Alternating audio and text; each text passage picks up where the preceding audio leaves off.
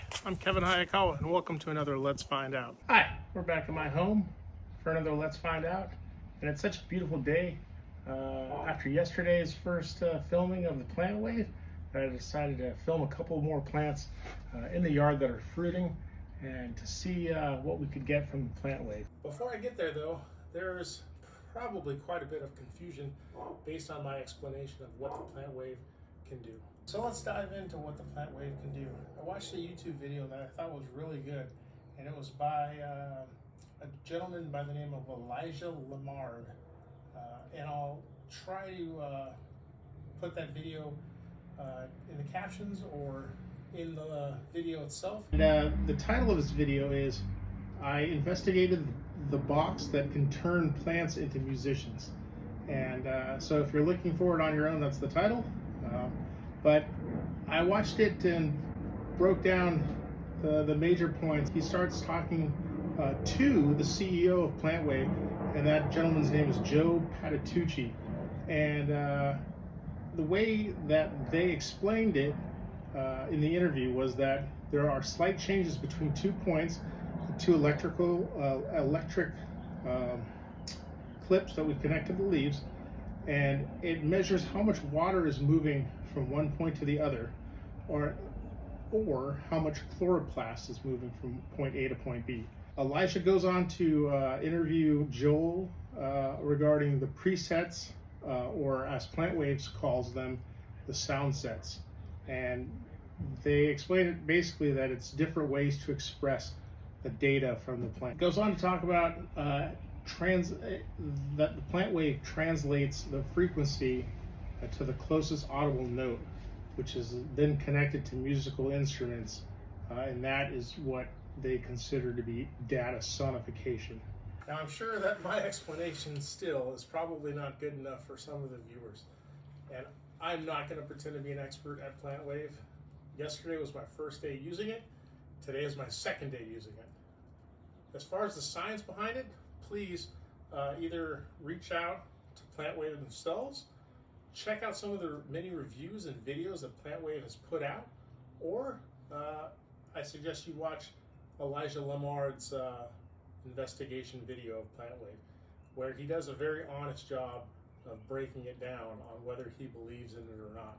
And then at the very least, if you are still curious, perhaps purchase one or watch these videos and make a determination for yourself. From my experience yesterday though, at first I was very skeptical, and I still, I guess, am skeptical. But what I did enjoy about it was that it did bring a certain nuance, a certain relaxation to the Let's Find Out video of listening to the music and talking about the fruit. So far I think I'm enjoying it, but we'll see how you like it. All right, let's go listen to some plants make some music. All right, so I'm terribly sorry about the view here. Without a second set of hands, it's extremely difficult to get multiple angles when filming. In past videos, there's a team of 4 to 5 of us, and doing it alone is quite tricky.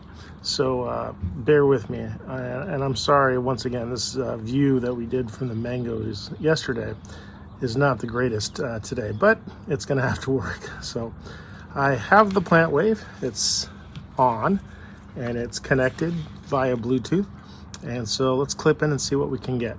Okay, this is a Miwa kumquat. It's a more circular and less oblong kumquat. The other very popular kumquat is the Nagami, and I found this one to be a lot sweeter than the Nagami, which can be on the sour side. But the problem with the Miwa, at least with my tree, is that it has a ton of seeds in it. So I'm often just spitting seeds out. But I do love the rind on this one. Well, we'll taste it here in a little bit, but let's see what we can get from the plant wave first.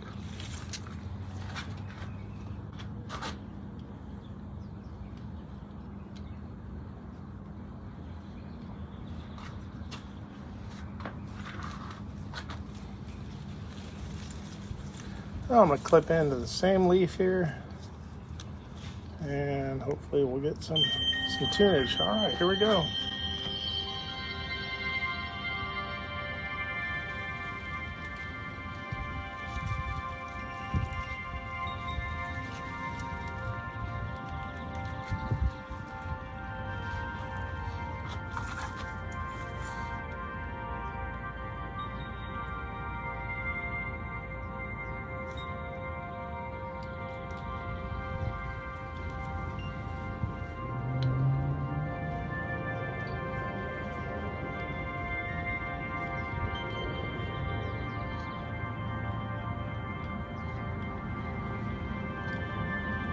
And the current setting is on Celestial Being, which is one of the soundscapes.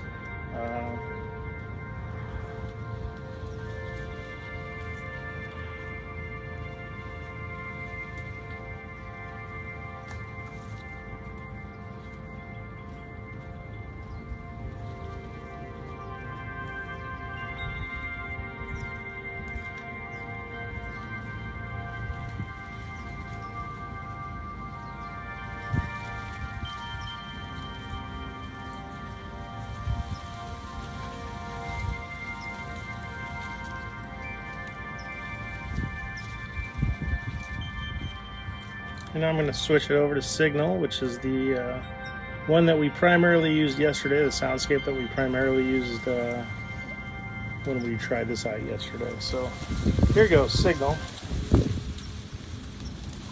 And according to Joe Patitucci, the CEO of PlantWave, this is the most direct data sonification of the plant with just a single beat.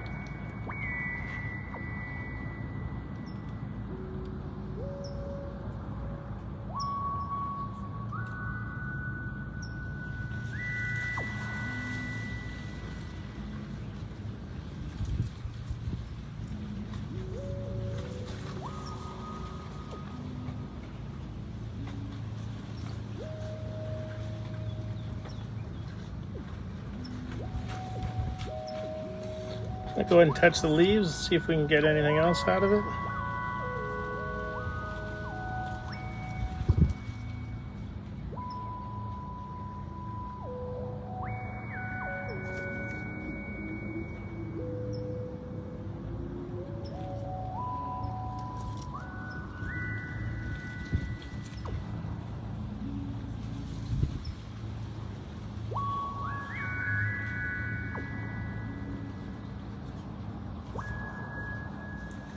Touch the fruit instead. Give it a little squeeze.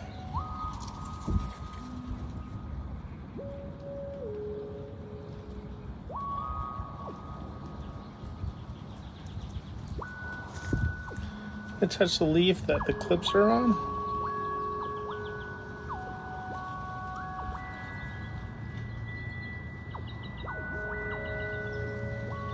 I'm rubbing my thumb from side to side on them.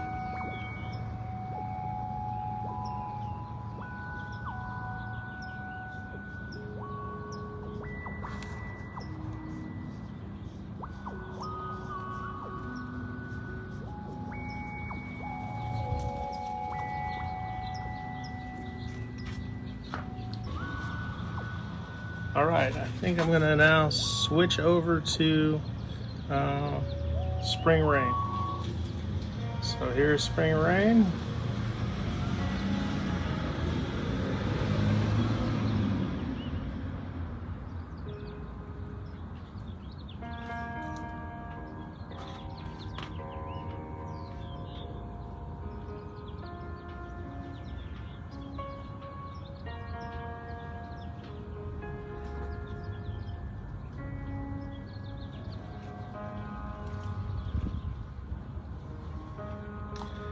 And I'll go ahead and touch one of the fruit and see if we can get anything else out of it.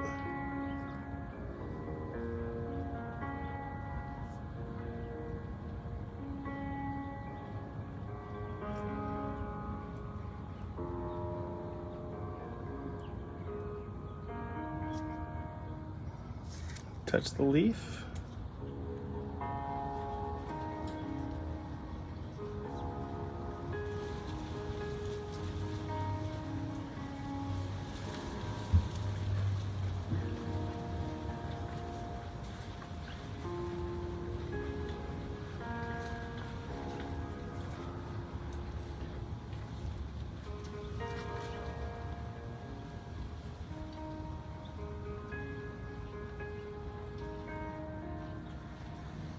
Wonder if anything will happen if I pick a fruit. Let's see.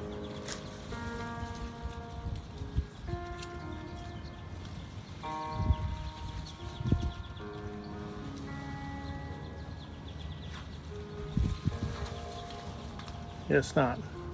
I'll go ahead and taste it though for you. A little tart, but the rind is so sweet. It's so delicious. I would eat this fruit just for the rind. I don't know if you can tell, but there are a lot of seeds in there. The flesh is a little tart. There's a nice balance between sweetness and tartness, but just so many seeds, so I ended up just squeezing the seeds out. A great little treat. I much more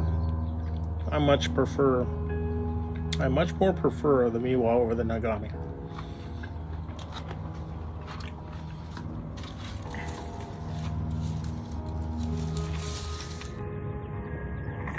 All right, we're currently clipped in to another fruiting. We are currently clipped into another fruiting tree on my property, except this is, I guess, not a tree. This is a Mosterra deliciosa, and or the delicious monster. And the part of the plant that you eat is also called the Swiss cheese plant in some circles. But the part that you eat is this guy right here. And I actually love this fruit so much so that I've planted it all around my house. Pretty much anywhere I can fit it, I've planted it. So it's growing everywhere. And the reason for that is you only get, I get about 2 or 3 of these stalks per plant. And you need to wait until these little segments start falling off naturally. You can see they kind of separate at the bottom like this, but they do start falling off at the tip here. And then once they start separating and falling off, then you can start eating it. Now you eat the portion beneath these scales, and it tastes very similar to mango and pineapple mixed together with the consistency of a very ripe banana.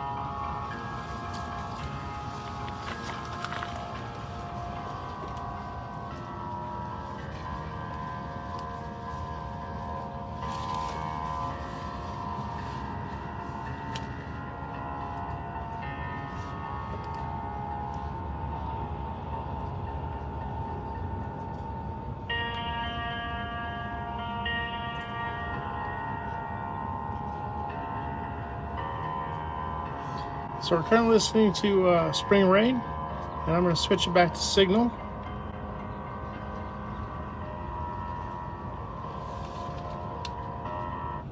Okay, we're on Signal now.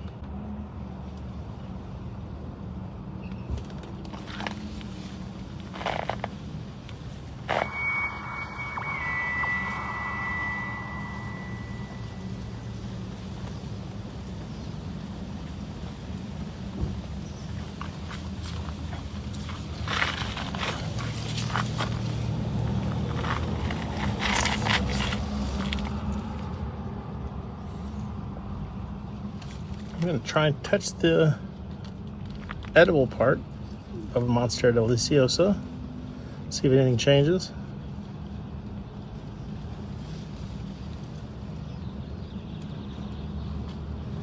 Doesn't seem to be doing anything. I'm going to touch the leaf now where it's attached. Oh, there's a change.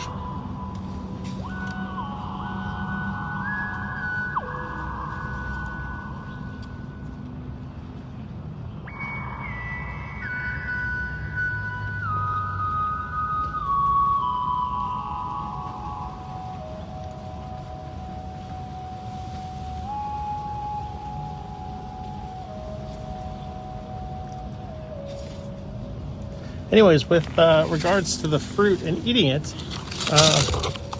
it's important that you wait until the scales fall off naturally. You don't want to pick them off yourself, and you can really only eat part of the pod, if you will, at a time, wherever the scales have fallen off or are coming off on their own. Good friend Rick Gasayan, the original host of Let's Find Out, used to say that it was best to cut off the pod once the scales started falling off, and place it into a paper bag, and then place it in a dark place, and then check on it every day, and a few more inches of scales will fall off, and then you can eat that part. I like mine chilled personally, in the fridge for a couple of hours, and it's just a delicious fruit, and popular, especially in Hawaii. I've noticed. I stayed at the Aulani Hotel, which is a Disney property on Oahu, and surrounding the entire property is Mosterra deliciosa.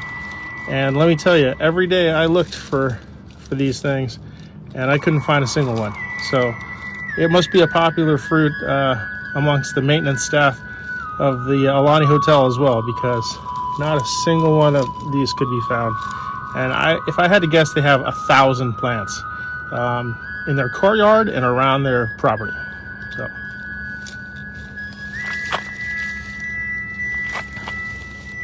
this plant is also found variegated, and I do have a couple variegated ones on this property, but there are some very interesting different variegated specimens floating around out there. So if you can get one, definitely give it a try. It's often seen as a house plant sold here in Southern California, but I've only seen it fruiting outside and in the ground. So not to say you couldn't do it in a pot or inside, I've never seen it. So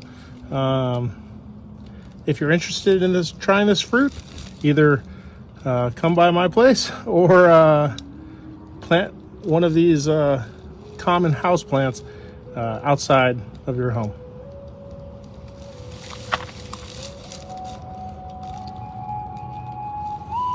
All right, I'm going to switch this over to Celestial Being now.